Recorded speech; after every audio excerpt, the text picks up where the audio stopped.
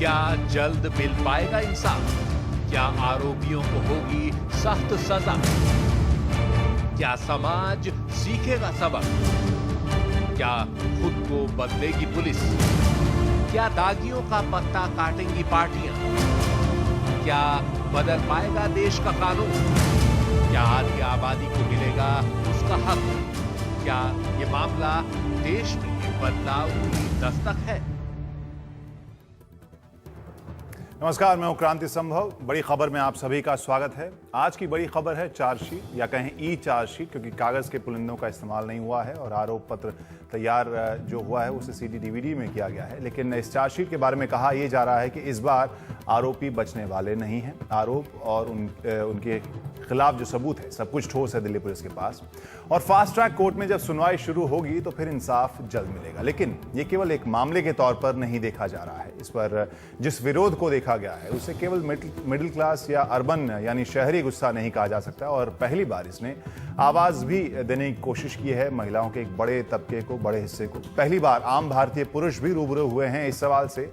और पहली बार हमारे समाज के दोहरेपन यानी जिसे डबल स्टैंडर्ड कहते हैं वो सबके सामने भी आ रहे हैं। साथ में ये भी बता रहा है ये कि देश की आधी आबादी के बारे में कभी भी हमारे देश ने गंभीरता से सोचा ही नहीं। हल्के फुल्के तरीके से ही सही, लेकिन एक जुमला आजकल काफी इस्तेमाल में आ रहा है सोशल साइट्स पर कि भारत में महिला कहीं भी सुरक्षित नहीं, गर्भ के भीतर भी नहीं और गर्भ के बाहर भी नहीं। तो क्या ये सच्चाई बदलेगी? दूसरा एक अंग्रेजी फ्रेज भी इस्तेमाल में आ रहा है, टिपिंग पॉइंट, कि अब समस्या चरम पर पहुंच गई है। तो सवाल ये कि क्या इस मामले के बाद सब कुछ बदल जाएगा? क्या भारत में महिलाओं की स्थिति, उनको लेकर नजरिया बदलेगा, कानून बदलेंगे और रहनुमा महिलाओं की भी सुध ले लेंगे? पता नहीं, और ये गारंटी भी नहीं कि इस डिस्कशन के बाद ये पक्का हो जाएगा, लेकिन कोशिश हम करेंगे समझने की, जिसके लिए आज खास मेहमान हमारे साथ मौजूद हैं स्टूडियो में। और उन पर हम जाने से पहले, उनसे आपका परिचय कराने से पहले अभी की खबर आपको बता दें कि 5 आरोपियों के खिलाफ यहाँ चार्जशीट, करीब 600 पन्नों की जो चार्जशीट बताई जा रही है वो दाखिल हो गई है। और सभी आरोपियों पर हत्या, गैंगरेप का आरोप है इस चार्जशीट में।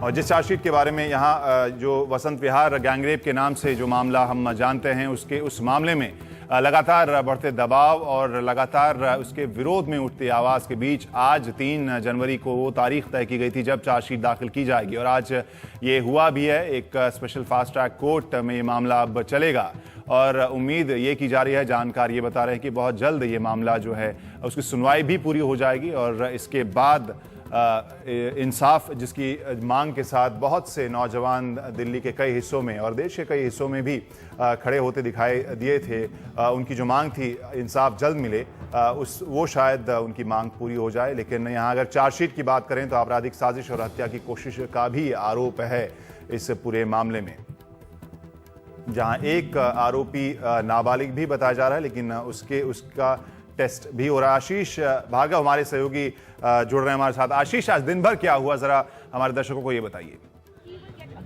जी देखिए, दिन भर आज शाम तक कुछ नहीं हुआ। यहाँ पर सब तैयार थे, पूरे देखना चाहते थे दिल्ली पुलिस अपनी चार्जशीट लेकर आएगी, लेकिन दिल्ली पुलिस ने पूरी ठोक बजाकर यहाँ तक कि जो एडवाइजर हैं, लीगल एक्सपर्ट हैं, उनको वो चार्जशीट दिखाई और तमाम प्रक्रियाएं पूरी करने के बाद शाम को करीब 5 बजे दिल्ली पुलिस के अफसर चार्जशीट लेकर इस कोर्ट में, साकेत कोर्ट में कंसर्न एमएम के यहाँ पहुंचे, लेकिन कोर्ट बंद हो चुकी थी। और इसके बाद तय किया गया, क्योंकि दिल्ली पुलिस पहले से ही कह चुकी थी कि 3 जनवरी को वो अपनी चार्जशीट फाइल करेगी इस कोर्ट में, तो ड्यूटी एमएम के यहाँ पर वो चार्जशीट फाइल की गई। और दिल्ली पुलिस ने बताया ड्यूटी मजिस्ट्रेट को कि वो इस चार्जशीट के भीतर कुछ सेंसिटिव डॉक्यूमेंट भी हैं और लिहाजा उस समय कोर्ट रूम भीतर से बंद कर दिया गया था, सब लोगों को बाहर निकाल दिया गया था। लेकिन कुछ देर बाद कोर्ट रूम खुल गया और फिर ओपन कोर्ट में ये सुनवाई हुई और दिल्ली पुलिस की तरफ से बताया गया कि वो चार्जशीट लेकर आए हैं, हार्ड कॉपी लेकर आए हैं और 1 दिन के भीतर यानी वो ई चार्जशीट यानी ई चार्जशीट, इलेक्ट्रॉनिक चार्जशीट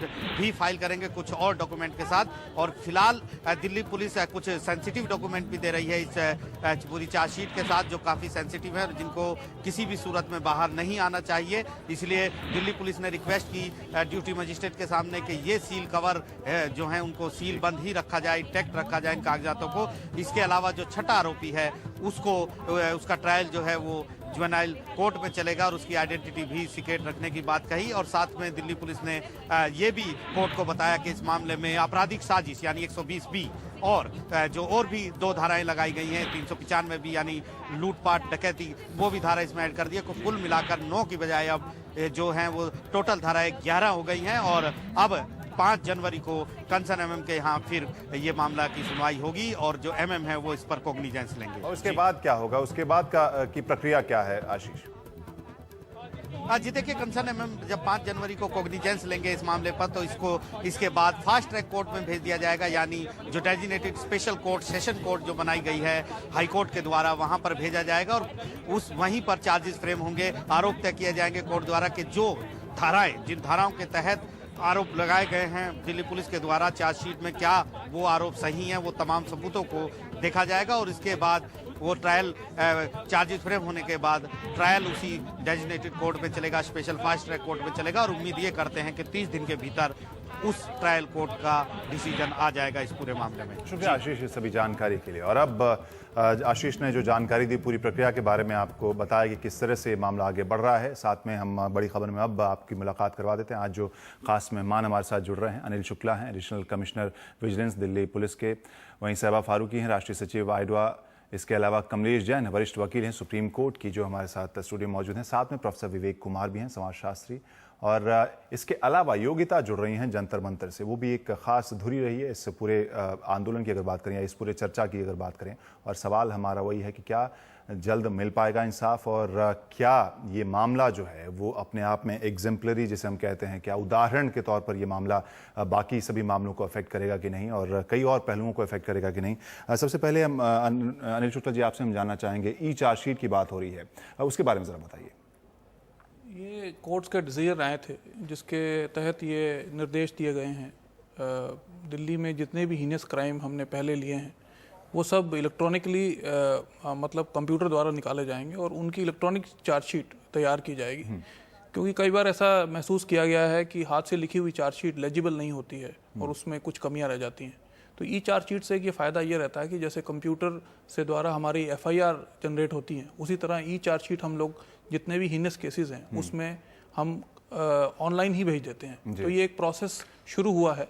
अभी हर कोर्ट में ये प्रोसेस इम्प्लीमेंट नहीं हुआ है, बट हमको उम्मीद है कि आने वाले समय में सब जगह पर ये ई चार्जशीट का कार्यक्रम और जो प्रोसीजर है ये इम्प्लीमेंट हो जाए।